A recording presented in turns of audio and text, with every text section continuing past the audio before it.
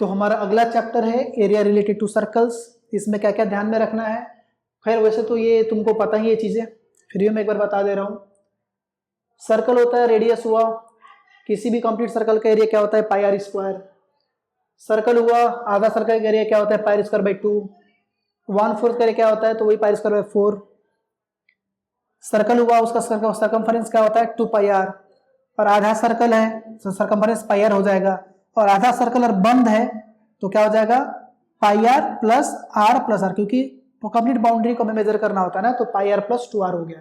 ठीक है, अब आर्क जो होता है, जो सर्कल का सर्कमफरेंस पर हम लोग जो डिस्टेंस लेते हैं उसे हम लोग आर्क कहते हैं। तो अगर तुम एक आर्क लोगे तो 2 पार्ट में बढ़ जाएगा, जो छोटा वाला होगा वो माइनर आर्क, जो बड़ा वाला होगा वो मेजर आर्क। क्लियर है बात। वैसे ही सेक्टर भी है, सेक्टर क्या है, वो आर्क होता है सर्कमफरेंस के लेंथ का, और सेक्टर होता है एरिया से रिलेटेड। तो ये एरिया होगा क्या हो जाएगा हमारा माइनर सेक्टर हो जाएगा छोटा वाला, बड़ा वाला मेजर सेक्टर हो जाएगा। और एरिया निकालने का फॉर्मूला हमारे पास क्या है, क्योंकि कोई भी रहेगा तो ये थीटा बनाएगा ना जी, तो ये हो जाएगा theta upon 360 multiply pi r square. वैसे ही आर्क लेंथ होता है theta upon 360 multiply 2 pi r. ये बात क्लियर है। दूसरा एक चीज तुमको ध्यान में रखना होगा, कभी कभी ना एक सेगमेंट का भी हमसे एरिया पूछते हैं कि इस सेगमेंट का एरिया बताओ क्या होगा। तो सेंटर से ऐसे कनेक्ट करेंगे हम, तो तुम इस आर्क का तो निकाल सकते हो एंगल, मतलब इस आर्क का तो थीटा के लिए पूरा सेक्टर का एरिया निकाल सकते हो।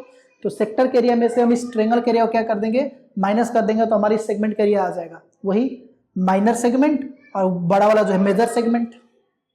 क्लियर है जी बात।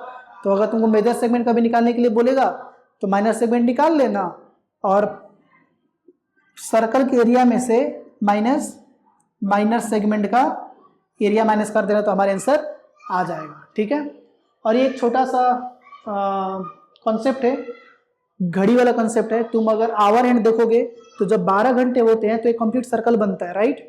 इसका मतलब कि 12 घंटे में कितने डिग्री कंप्लीट करता है 360 डिग्री, तो एक घंटे में कितना करता है 30 डिग्री।